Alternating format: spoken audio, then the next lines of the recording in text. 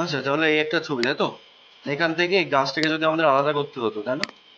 এটাকে select subject দিলে ভালো করে করতে পারতো। এই যে এজ গুলো যেগুলো আছে ভিতর ভিতরে যে সাদা সাদা এগুলো, এগুলো থেকে যেত, তাই না? আমরা এটাকে করে দিই ভালো করে। আমরা এটাকে কি করবো, এখানে অবজেক্ট সিলেকশনে যাই, সিলেক্ট সাবজেক্ট একবার করি।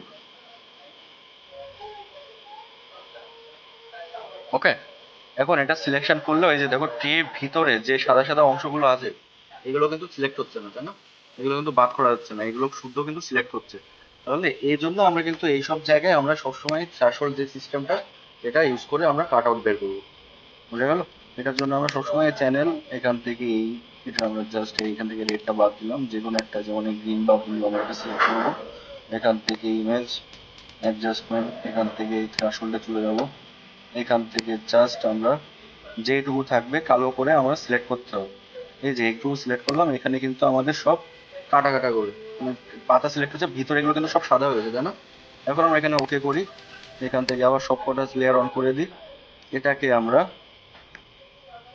এই লেয়ারটা যেটা আছে, আচ্ছা এটাকে আমরা বলতে এই লেয়ারটা যেটা আছে এটাকে আমরা সিলেকশনের মধ্যে দিয়ে দিই। আমাদের এটা সিলেকশন হয়ে যাবে। কি করব, আমরা এখান থেকে লেয়ার মার্কস করে দেবো। তাহলে কি হলো, আমাদের এই গাছ বাদে পুরো আকাশটা সিলেক্ট হলো। আমরা জাস্ট এটাই যাব, এটাই যাওয়ার পর আমরা কি করবো, কন্ট্রোল আই জাস্ট উল্টে দেবো। হ্যাঁ, ঠিক আছে, রাখো, কন্ট্রোল আই, তাই না? এখন আমরা এটাকে যদি একটা ব্যাকগ্রাউন্ড দিয়ে দিই, যে কোনো একটা, মনে করো এখান থেকে লাল একটা ব্যাকগ্রাউন্ড দিয়ে আমরা নিচে দিয়ে দিই অল ব্যাক স্পেস। তাহলে আমরা দেখতে পাচ্ছি কি ভিতরের থেকেও যে যেগুলো মানে সাদা সাদা স্পেস ছিল সেগুলো কিন্তু সরে গেছে, তাই না? এখন আমরা এখান থেকে মনে করো আমাদের শুধু গাছটা লাগবে, আমাদের এই নিচের মাটিটা লাগবে না। সেক্ষেত্রে আমরা কি করবো, লেয়ার মাস্ক অলরেডি করাই আছে, আমরা এখান থেকে ব্রাশ তুলে যাবো।